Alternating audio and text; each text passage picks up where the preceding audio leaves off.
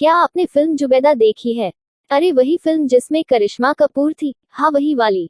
पता है ये फिल्म रियल स्टोरी है। जी हाँ, वो भी भारत की पहली बोलती फिल्म आलम आरा की हीरोइन जुबैदा की। एक आजाद ख्यालों वाली अदाकारा जो हमेशा प्रेम की चाह में रह गई और एक दुखद अंत के साथ चली गई।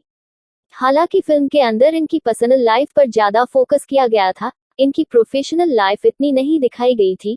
इसलिए शायद ही आपको पता होगा कि इन्होंने बहुत सारी फिल्में की है। बतौर बाल कलाकार से लेकर एक वयस्क अभिनेत्री तक बॉलीवुड की डिमांडेड अभिनेत्री के तौर पर अपनी पहचान बनाई थी।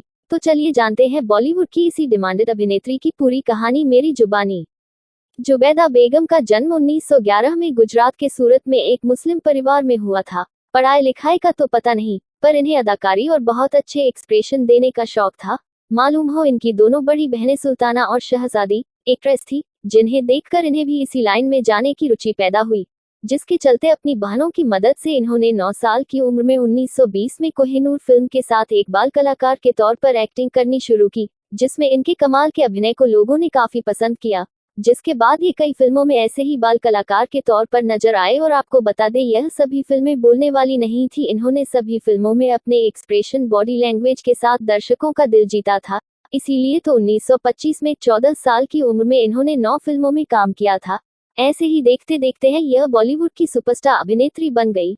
उस समय एक अभिनेत्री के लिए इतना स्टारडम काफी बड़ी बात हुआ करती थी। इन्होंने सभी अभिनेताओं को पीछे छोड़ते हुए अपनी पहचान बनाई। वही जब इन्हें 1931 में आलम आरा के जरिए इंडिया की पहली बोलने वाली फिल्म में अभिनय करने का मौका मिला, तो उसमें इनके एक्सप्रेशन अदाकारी के साथ लोगों ने इनकी सुरीली आवाज सुनी तो वो इनके और फैन बन गए थे।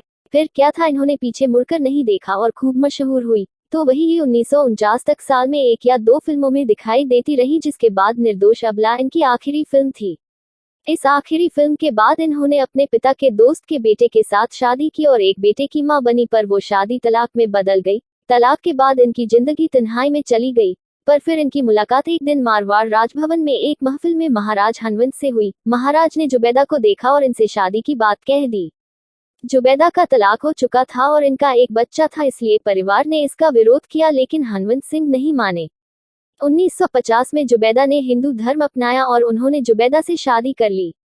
उन्होंने उमेद भवन छोड़ दिया और जुबैदा, जो शादी के बाद विद्या कुमारी हो गई थी, के साथ मेहरानगढ़ के किले में रहने लगे। और जैसा फिल्मों में दिखाया था, एक प्लेन हादसे में 1952 में दोनों मारे गए थे। वही जाते जाते आपको यह भी बता दें कि जो संजय दत्त की दूसरी वाइफ थी रिया पिल्लई, वो इनकी नातिन लगती हैं। क्या ये आपको पता था? कमेंट करके जरूर बताएं। और साथ ही ऐसी ही बॉलीवुड स्टार्स की बायोग्राफी जानने के लिए चैनल को सब्सक्राइब करना ना भूलें।